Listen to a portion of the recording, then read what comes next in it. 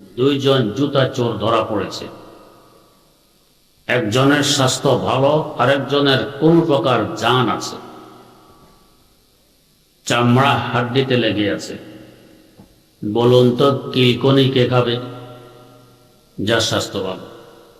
যার স্বাস্থ্য খারাপ সেই কিলকনি খাবে না। কেউ দিতে গেলেও ভালো মানুষেরা এসে বাধা দিবে।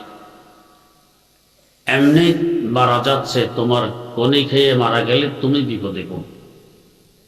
তো একজনের কিসমতে কিলকনি জুটলো, আরেকজন কিলকনি থেকে বেঁচে গেল, অথচ অপরাধ উভয়জনের সমান। তো কিলকনি খাওয়া কি সফলতা? ব্যর্থতা।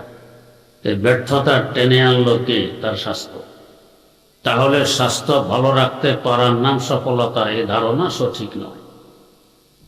আবার কারো ধারণা সম্পদ কামাই করতে পারার নাম সফলতা, এ ধারণাও সঠিক নয়। কেন সঠিক নয়? সফলতা তো বলা হয় কাঙ্ক্ষিত বস্তু হাতে আসার পর স্থায়ীভাবে ধরে রাখতে পারা।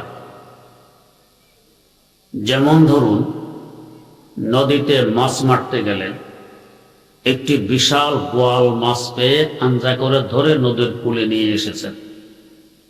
মাছ রেখে মনের আনন্দে লাফালাফি আরম্ভ করে দিয়েছেন।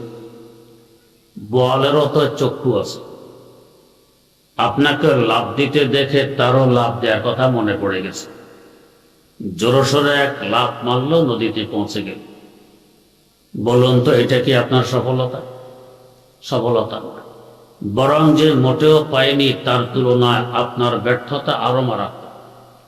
যে পরিমাণ আফসোস আপনি করবেন, এই পরিমাণ আফসোস যারা পায়নি তারা করবে না। এবার আসুন সম্পদের কাছে। যদি আমি সম্পদ কামাই করতেও পারি, স্থায়ীভাবে কি আমার কাছে রেখে দিতে পারবো? পারবো না। হয়তো আমার জীবদ্দশায় সম্পদ আমাকে পথের ফকির বানিয়ে আরেকজনের কবলে চলে যাবে। এমন ইতিহাসও আমাদের সামনে আছে। বাগদাদের খলিফাতুল মুসলিমিন এক সময়, আরেক সময় দুমুঠো ভাত জোগাড় করতে তাকে ভিক্ষা করতে হয়েছে। অথবা সম্পদের পাহাড় আপন জায়গায় রেখে আমি কবর জগতে চলে যাব। তাহলে সম্পদ কামাই করতে পারা এটাও সফলতা নয়। আবার কারো ধারণা ক্ষমতা পাওয়ার নাম সফলতা, এ ধারণাও সঠিক নয়। কেন সঠিক নয়?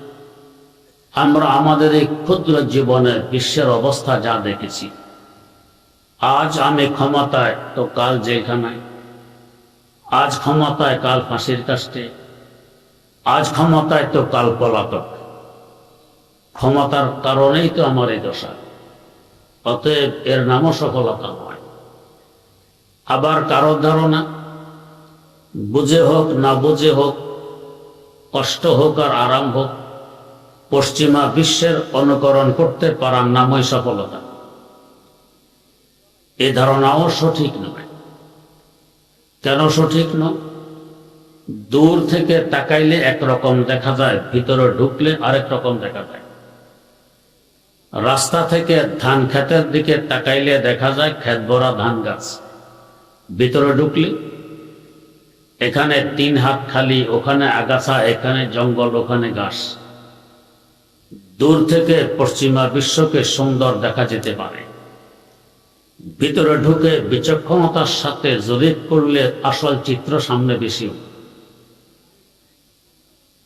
ডক্টর ইকবাল মরহুম বড় বিজ্ঞ মানুষ ছিলেন।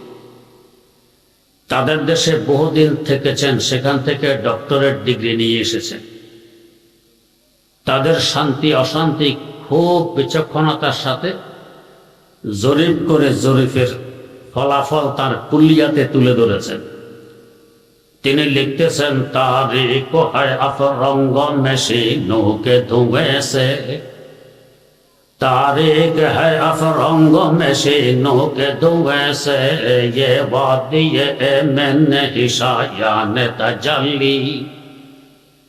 ये आयश फरावा ये हुकूमत ये तिजारत दिल से न एबे नूर में महरूम तसल्ली दिल से न एबे नूर में महरूम तसल्ली।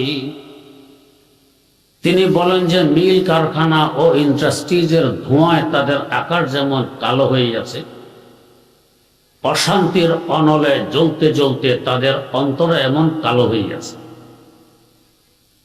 প্রশ্ন জাগে, ব্যবসা বাণিজ্য তাদের হাতে, সম্পদ তাদের হাতে, অস্ত্র তাদের হাতে, ক্ষমতা তাদের হাতে, অশান্তি কেন? তিনি জবাব দিচ্ছেন, ইয়ে আয়েশে ফরাবা ইয়ে হুকুমত ইয়ে তিজারত দিল সে না এবে নূর মে মাহরুম তাসাল্লি। তো সবই আছে তাদের হাতে, নূরে ঈমান নেই। যে অন্তরে ঈমানের নূর নেই সে অন্তরে কখনো শান্তি আসতে পারে। আজ আমাদের দেশে সন্তানেরা পিতামাতার অবাধ্য হয়, আমরা অস্বীকার করি। এরপরেও বৃদ্ধ পিতা ও বৃদ্ধা মাতার দুমুঠো ভাতের ব্যবস্থা করলে এ অবাধ্য সন্তানই করে। মারা গেলে কাফন দাফনের ব্যবস্থা অবাধ্য সন্তানই করে। গিয়ে দেখুন পশ্চিমা বিশ্বের অবস্থা। যুবক ছেলেও আছে, যুবতী মেয়েও আছে। পিতামাতার সেবা করতে হবে, তাদের নৈতিক দায়িত্ব, এই বুঝটুকু তাদের মধ্যে এখন আর বাকি রয়। দুঃখে দুঃখে বৃদ্ধ বৃদ্ধা ঘরে পড়ে মারা যাচ্ছে, দুর্গন্ধ ছড়িয়ে পড়লে পুলিশ এসে দুয়ার ভেঙে দেখে লাশ পৌঁছতেছে। এই দুরবস্থা দেখে সরকার বাধ্য হয়ে তাদের দেশে বুড়া বুড়ির ফার্ম খুলেছে। আমাদের দেশে যেমন হাঁস মুরগির ফার্ম আছে, গরু ছাগলের ফার্ম আছে, খাঁচার ভিতরে থাকে, বুড়া বুড়ির ফার্ম আছে, এটা বৃদ্ধাশ্রমে থাকে। সরকার যতই সেবা যত্ন করুক না কেন, আপন সন্তানের আপন জনের মতো সেবা যত্ন জীবনে হোক কখনো হোক। আমার আম্মাজান রাহেমাহুল্লাহ অসুস্থ হতেন, আপন ছেলে আছে বিজ্ঞ ডাক্তার, বড় ডাক্তার প্রফেসর আবু ইউসুফ সাহেব, আমার পাশে বসে। উনি দেখতে আসতেন, ওষুধপত্র দিতেন, মাঝে মধ্যে আমিও তার সাথে আসতাম। উনি মজাক করে আমার আম্মাকে বলতেন, মা এখন তো আর কোনো ওষুধ থাকবে না, ডেলিভারি এসেছে। কথাটি একেবারে অবাস্তব ছিল না। কেন? আপন সন্তানকে সামনে পেলে অনেক দুঃখ কষ্ট মুছে যায়। এমন ঘটনা পশ্চিমা বিশ্বে আছে। বৃদ্ধাশ্রমে পিতা মারা গেছে, ফোন করা হয়েছে সন্তানের কাছে, তোমার আব্বা মারা গেছে, এসে লাশ নিয়ে যাও। সন্তান উত্তর দিয়েছে, হ্যাঁ আসতেছি। আসতেছি পর্যন্তই শেষ। দিন শেষের পথে আবার ফোন করা হলে সন্তান বলে, সরি আমি একটু ব্যস্ত আছি, কাফন দাফনের ব্যবস্থা আপনারাই সেরে ফেলেন। এ হলো তাদের শান্তি এবং তাদের সফলতার বাস্তব চিত্র। কিন্তু বুঝে না বুঝে আমাদের দেশের বিশেষ করে যুবক ভাইদেরকে দেখা যায় ওদের অনুকরণ করাই লাগে। যে সময় গোলাম বাঁধি দাসদাসীর কথা ছিল, কে গোলাম কে মালিক তা বুঝার জন্য চিহ্ন ছিল। গোলামের মাথার চতুর্দিক থাকবে ছোট চুল কামানোর ন্যায়, উপরে থাকবে লম্বা চুল, বুঝবে যে এটা গোলাম। যে মালিক তার মাথা পুরা মাথায় থাকবে চুল সমান। এখন আমাদের যুবক ভাইদেরকে আমরা দেখি সব গোলাম সেজে আছে, মাথার চতুর্দিক কামানোর ন্যায়, ছোট চুল উপরে লম্বা। বাস্তবত সে গোলাম নয়, সে মুক্ত। আসলে কিন্তু গোলাম ইবাদত। প্রয়োজন তো ছিল আল্লাহ রাব্বুল আলামিনের গোলামি করা। তার গোলামি করবে না আল্লাহ পাক কাফের মুশরিক নাস্তিকদের গোলাম বানায় রেখে দিয়েছে। গোলামে হক সদানে আইনে তরাপিস গোলামি খোদা খুদ আইনে শাহী। বাদশার গোলামি করা মানে গোলামদের বাদশাহী করা। তো আল্লাহ রাব্বুল আলামিনের গোলামি করা মানে গোলামদের বাদশাহী করা। এটা পছন্দ নয় তো আল্লাহ গোলামের গোলাম বানাই রেখে দিয়েছে। প্রশ্ন জাগে, তাহলে সফলতা কার নাম? আল্লাহ রাব্বুল আলামিন জানাই দিলেন, ক্বাদ আফলাহা মান যাক্কাহা। বান্দা, সফলতার সম্পর্ক তো তোমার ভিতরের সাথে, বাইরে খুঁজতেছো কেন? তোমার আত্মাকে যদি তুমি পরিশুদ্ধ করতে পারো, তুমি সফল কাম। আত্মা যদি কলুষিত হয়ে যায়, তুমি ব্যর্থ। তো সফলতার ব্যর্থতার সম্পর্ক তোমার ভিতরের সাথে খুঁজতেছ বাইরে, সফলতা আসবে কোত্থেকে? এখন বুঝার বিষয়, আত্মাকে পরিশুদ্ধ করা কাকে বলে এবং কিভাবে করা যায়। কথাটি একটি সূক্ষ্ম, খুব খেয়াল করে শোনা লাগে। আল্লাহ রাব্বুল আলামিন আমাদেরকে 10টি উপাদান দিয়ে সৃষ্টি করেছেন, 4টি প্রসিদ্ধ, 6টি অপ্রসিদ্ধ। 10টি উপাদানের মধ্যে 5টি আমাদের মধ্যে আছে, 5টি বাইরে। আমাদের মধ্যে যে 5টি আছে এগুলো যথাক্রমে আগুন। আমাদের মধ্যে আগুন আছে, তবেই তো শ্বাস নিঃশ্বাস গরম, পায়খানা প্রস্রাব গরম, রক্ত গরম, কারো মেজাজও থাকে গরম। 2 নম্বরে বাতাস, নাক মুখ দিয়ে বাতাস গ্রহণ করি আবার ত্যাগ করি। 3 নম্বরে পানি, চোখে পানি, নাকে পানি, মুখে পানি, ঘামে পানি, প্রস্রাবে পানি। 4 নম্বরে মাটি, আমাদের দেহ মাটির সৃষ্টি, কে না জানে। এই 4 বস্তুর সমন্বয়ে একটি ভাব সৃষ্টি হয়, যাকে বলা হয় নফস। এই 5 বস্তু হলো আমাদের ভিতরে। আরো 5টি আছে আমাদের বাইরে। ওই 5টি যথাক্রমে কলব, ইংরেজিতে বলে হার্ট, বাংলায় বলে দিল। এক কলবের হার্ট ভিতরে আছে, কিন্তু কোরআন হাদিসে যে কলব নিয়ে আলোচনা করে এটা বাইরে। 2 নম্বরে রূহ, 3 নম্বরে সির, 4 নম্বরে খফি, 5 নম্বরে আখফা। এই 5 বস্তু বাইরে। ভিতরের 5 বস্তু নিম্নমুখী, বাইরের 5 বস্তু ঊর্ধ্বমুখী। বাইরের 5 বস্তু নূরানি, ভিতরের 5 বস্তু জুলমানি, অন্ধকার। ভিতরের 5 বস্তু যেমন মানুষের আছে, সকল জীব জানোয়ারও আছে। এই দিক থেকে অন্য জীব জানোয়ার আর মানুষের মধ্যে তেমন কোনো ব্যবধান নেই। বাইরের 5 বস্তু আছে একমাত্র মানুষের, অন্য কোনো মাখলুকের নেই। এখানে অন্য মাখলুক থেকে মানুষের শ্রেষ্ঠত্ব, মানুষ আশরাফুল মাখলুকাত, শ্রেষ্ঠ সৃষ্টি। বাইরের 5 বস্তু থাকে কোথায়? তবেই তো যোগাযোগ সম্ভব হবে।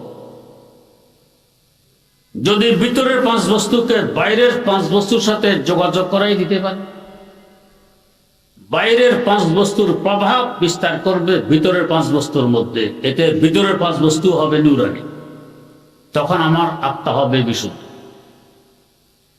আর যদি যোগাযোগ করাইতে না পারে, বাইরের 5 বস্তু বাইরে, ভিতরের 5 বস্তু ভিতরে, কোনো সম্পর্ক নেই, আমার আত্মা থাকবে কলুষিত। বাইরের 5 বস্তু কোথায় জানতে পারলে তো যোগাযোগ সহজ হবে। কথাটি একটু সূক্ষ্ম, খুব খেয়াল করে শোনা লাগে।